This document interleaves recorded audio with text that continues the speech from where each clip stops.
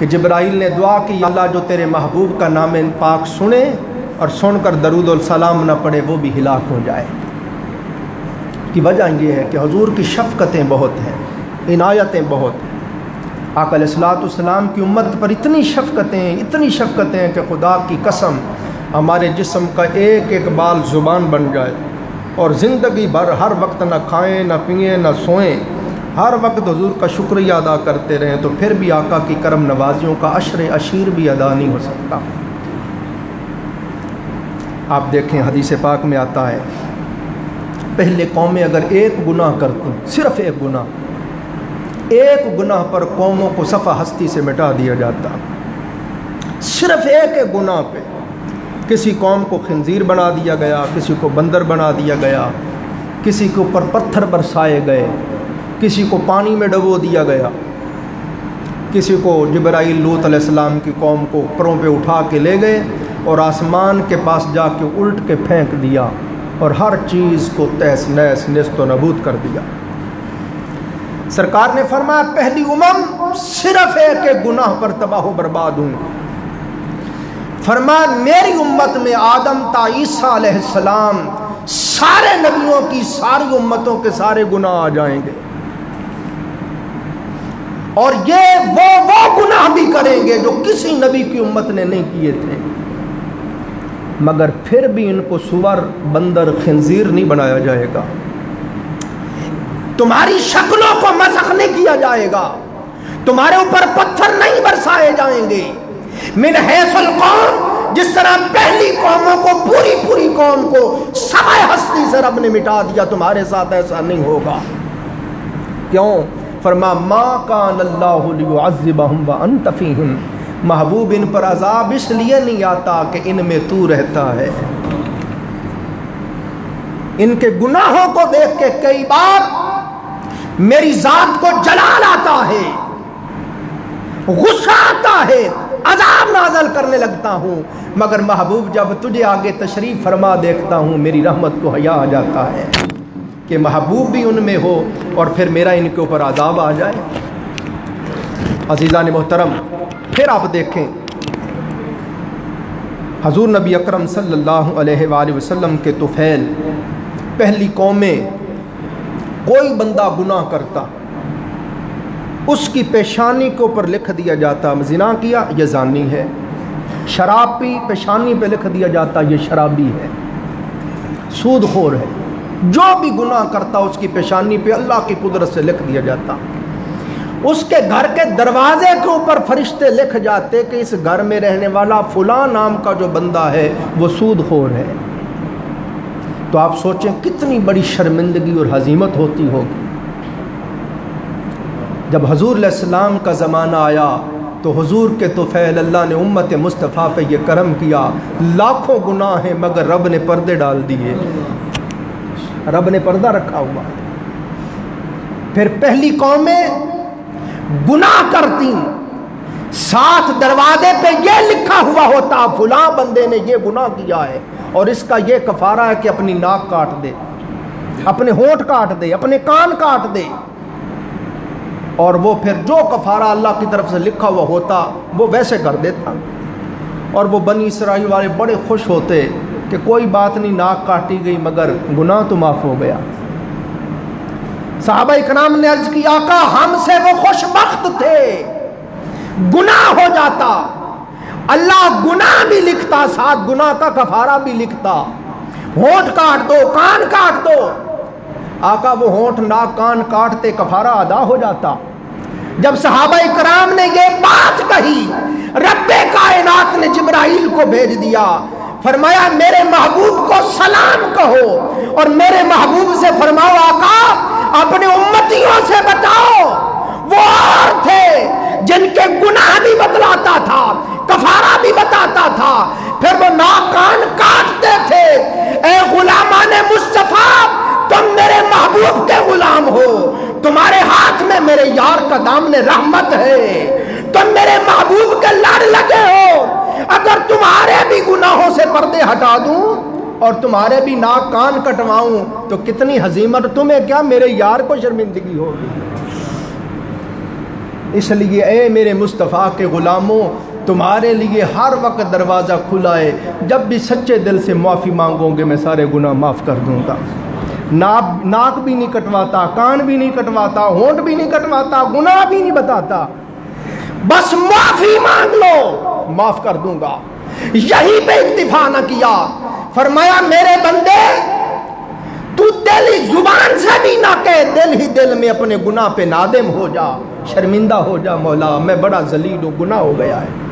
فرمایا تیری ندامت اور شرمندگی کو بھی ہم توبہ ہی تصور کریں گے، جا تیرے سارے گناہ معاف کر دیں گے۔ یہاں تک فرمایا اے غلامان رسول صلی اللہ علیہ وآلہ وسلم، تمہارے اتنے گناہ ہو جائیں، اتنے گناہ ہو جائیں، مشرق سے لے کے مغرب تک اور شمال سے لے کے جنوب تک اور زمین سے لے کے آسمان تک گناہوں کا ڈھیر لگ جائے، اتنے گناہوں کے باوجود اگر تو نے میری ذات کے ساتھ شرک نہیں کیا ہے، مجھے میری قسم ہے جا پھر بھی تیرے سارے گناہ معاف کر دوں گا۔ آپ اندازہ کریں اللہ کے لطف و کرم کا کتنا عالم۔ پھر عزیزان محترم، آقا علیہ الصلوۃ والسلام سے پہلے کسی بندے سے کوئی گناہ ہو جاتا، اس کے کپڑے ناپاک ہو گئے ہیں، جسم ناپاک ہو گیا ہے، حکم تھا کپڑا اتنا جہاں نجاست لگ اتنا کپڑا کاٹ دو یا آگ سے جلا دو، جسم اتنا آگ سے جلاؤ، مگر جب حضور کا زمانہ آیا تو فرمایا محبوب اور تھے جن کے کپڑے کٹواتا تھا، جسم جلواتا تھا، یہ تیرے غلام ہیں، تیرے طفیل، ان پر یہ لطف و کرم ہے، ان کے لیے پانی کو موجب پاکی بنا دیا ہے، یہ پانی سے دھو لیا کریں، جسم بھی پاک ہو جائے گا، کپڑے بھی پاک ہو جائیں گے۔ پھر پہلی قوموں کے لیے عبادت کے لیے ایک جگہ مختص تھی، وہ وہیں عبادت کر سکتے تھے، پھر وہ لکڑیوں کی مسجدیں بناتے، سفر پہ جاتے، جہاد پہ جاتے، تجارت پہ جاتے، اپنی مسجد میں ساتھ اٹھا کے لے جاتے، اور جب نماز کا وقت ہوتا وہ مسجد رکھتے اور اس کے اندر داخل ہو کے عبادت کر لیتے۔ مگر جب سرکار کی تشریف آوری ہوئی، میرے آقا کے قدم زمین پہ لگے، اللہ نے فرمایا محبوب تیرے قدموں کے طفیل میں نے تیری امت کے لیے ساری زمینی مسجد بنا دی ہے، تیرا امتی جہاں چاہے نماز پڑھے اس کی قبول ہی قبول ہے۔ یا اللہ اگر پانی نہ ملے، غسل کرنا ہو، وضو کرنا ہو، پانی نہ ملے، فرمایا دیکھا نہیں میرے محبوب کے قدموں نے ساری زمین کو ہی پاک کر دیا ہے، مٹی سے تیمم کر لے، وضو بھی ہو جائے گا، غسل بھی ہو جائے گا۔ تو آپ دیکھیں آقا علیہ السلام کی اتنی کرم نوازیاں ہوں، اتنی مہربانیاں ہوں، اور پھر ساری زندگی حضور علیہ السلام ہمہ وقت امت کے لیے غمگین رہے، امت کے لیے آقا علیہ السلام رنجیدہ رہے، امت کے لیے آقا علیہ السلام روتے رہے، سفروں میں، حضروں میں، غاروں میں، اور پوری رات ایک ایک سجدے میں روتے روتے گزار دیتے، اور مانگتے صرف یہ تھے میرے مولا میری امت کو بخش دے۔ جب آقا علیہ السلام کو لحد اطہر میں سرکار کی تربت انور میں اتار رہے تھے، حضرت ابن عباس رضی اللہ عنہما فرماتے ہیں خدا کی قسم میں نے دیکھا حضور کے لب ہل رہے تھے، میں نے کان قریب کیا، اس وقت بھی حضور کے لبوں سے آواز آ رہی تھی یا رب اغفر لی امتی، یا رب اغفر لی امتی، میرے مولا میری امت کو بخش دے۔ عرش معلا پہ گئے ہیں، اللہ نے وہ علو عطا کیا ہے، وہ فضیلت، وہ درجت، وہ قربت عطا کی ہے کہ کوئی پیغمبر حضور کی گرد راہ کو نہیں پہنچ سکتا، اور وہاں جا کے بھی اللہ نے کہا محبوب مانگ کیا مانگتا ہے، تو صرف یہی عرض کی مولا رب اغفر لی امتی، میری امت کو بخش دے۔ آج بھی آقا علیہ السلام اپنی قبر انور میں امت کے لیے رنجیدہ ہے، ہر صبح اور ہر شام ہر امتی کے اعمال حضور کی بارگاہ میں پیش کیے جاتے ہیں۔ جب آقا علیہ السلام ہماری نیکیوں کو دیکھتے ہیں تو حضور خوش ہوتے ہیں، آقا کا دل مسرور ہو جاتا ہے، حضور دعا کرتے ہیں میرے مولا میرے اس امتی کو استقامت عطا فرما، اس نیکی پر استقامت عطا فرما اور اس کے عمل کو قبول فرما۔ اگر ہمارا گناہ پہنچتا ہے تو آقا رنجیدہ ہو جاتے ہیں اور دعا کرتے ہیں میرے مولا میرے اس امتی کو ہدایت دے، اس پہ لطف و کرم فرما۔ آج بھی آقا قبر انور میں ہر وقت امتیوں کے لیے پریشان ہے۔ قیامت کا دن جب آئے گا ہر کوئی تو ایک طرف رہ گیا، خدا کی قسم جلیل القدر نبی بھی کہہ رہے ہوں گے نفسی نفسی نفسی، ہائے میری جان ہائے میری جان۔ ہر سوئے کی آواز بلند ہوگی، ہائے میری جان ہائے میری جان۔ پورے میدان حشر میں ایک ہستی ہوگی جو کہتی ہوگی امتی امتی امتی، ہائے میری امت ہائے میری امت ہائے میری امت۔ حضرت انس عرض کرتے آقا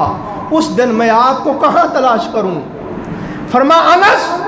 یا حوض کوثر پہ ملوں گا، غلاموں کو جام کوثر پلا رہا ہوں گا، جس کو پلا دوں گا 50,000 سال کا دن ہوگا، جس کو جام کوثر پلا دوں گا پی لے گا، جنت میں داخل ہونے تک پھر اس کو پیاس ہی نہیں لگے گی۔ یا فرمایا میں تجھے میزان پہ ملوں گا جہاں نیکیاں بدیاں تولی جا رہی ہوں گی، جب کسی امتی کی نیکیاں کم دیکھوں گا اپنے پلے سے ڈال کے زیادہ کر دوں گا۔ یا تجھے میزان پہ ملوں گا، پل صراط پہ ملوں گا،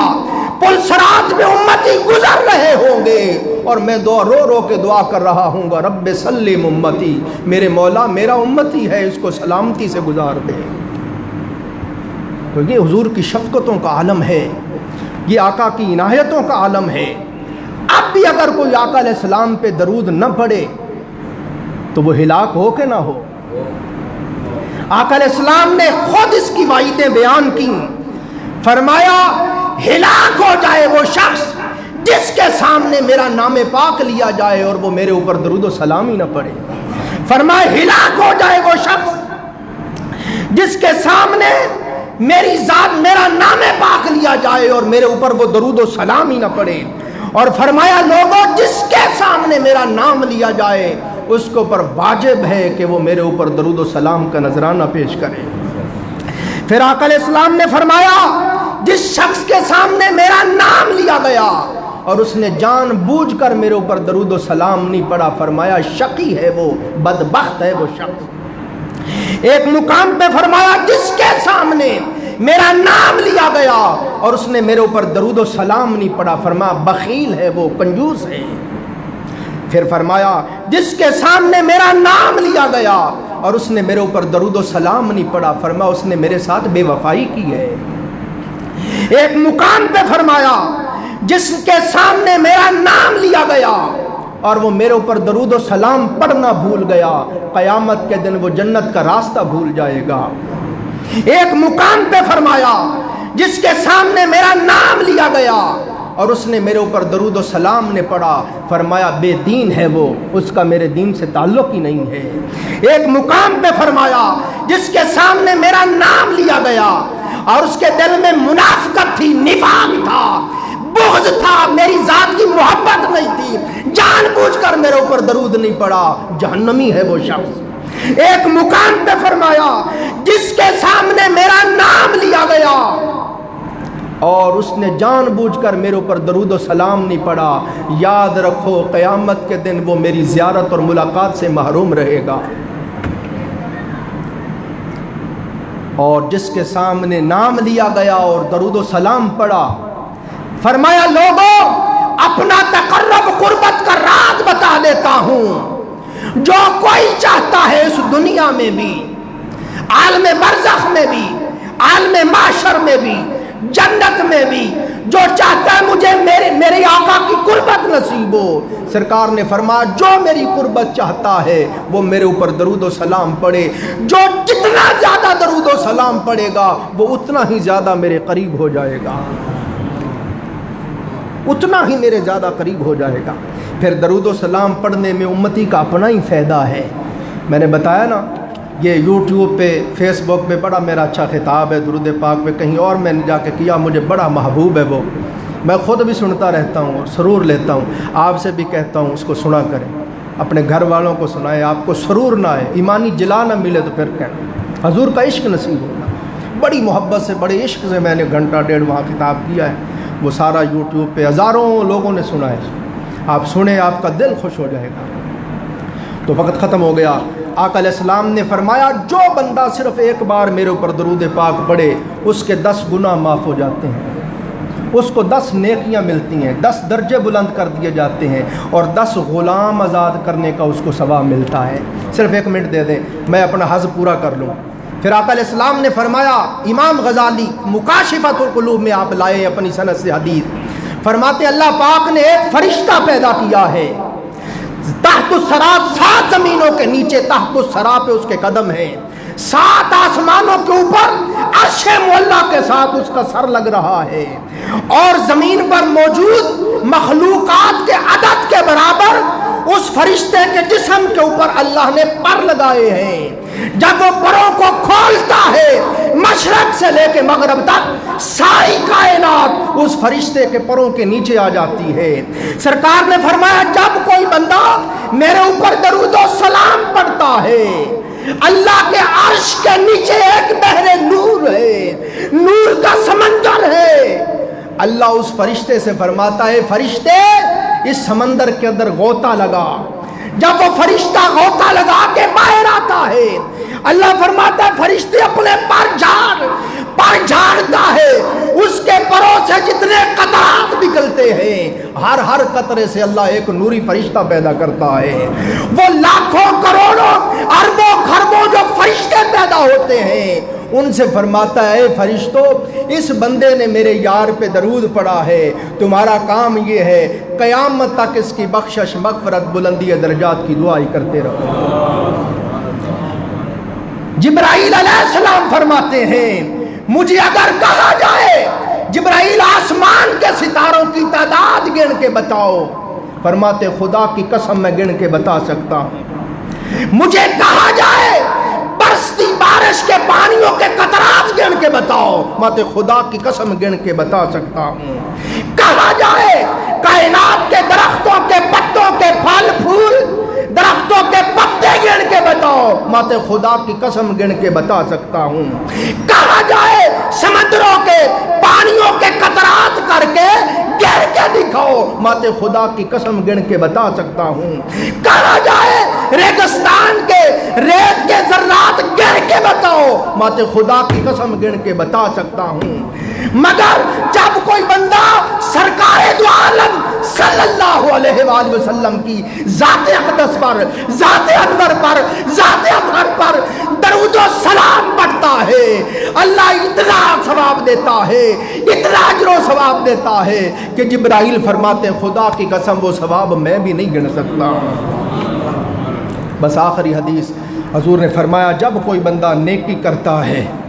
تو دائیں طرف والا دائیں کندھے والا فرشتہ نیکی لکھتا ہے، جب بندہ گناہ کرتا ہے تو بائیں کندھے والا فرشتہ یہ گناہ لکھتا ہے، کرامن کاتبین 2 فرشتے ہیں۔ مگر جب کوئی بندہ درود و سلام پڑھتا ہے اللہ ان دونوں فرشتوں سے فرماتا ہے حرکت میں آؤ، یہ عرض کرتا ہے باری تعالیٰ یہ درود و سلام پڑھ رہا ہے، میرا حرکت میں آنا تو بجا ہے کہ میں نیکیاں لکھوں، یہ گناہ کر نہیں رہا، اس فرشتے کا کام تو گناہ لکھنا ہے، تو یہ کیا کرے؟ اللہ فرماتا فرشتوں یہ شخص میرے محبوب پہ درود و سلام پڑھ رہا ہے، جب تک یہ درود پڑھتا رہے اے فرشتے تو نیکیاں لکھتا جا اور اے فرشتے تب تک تو اس کے گناہ مٹاتا جا۔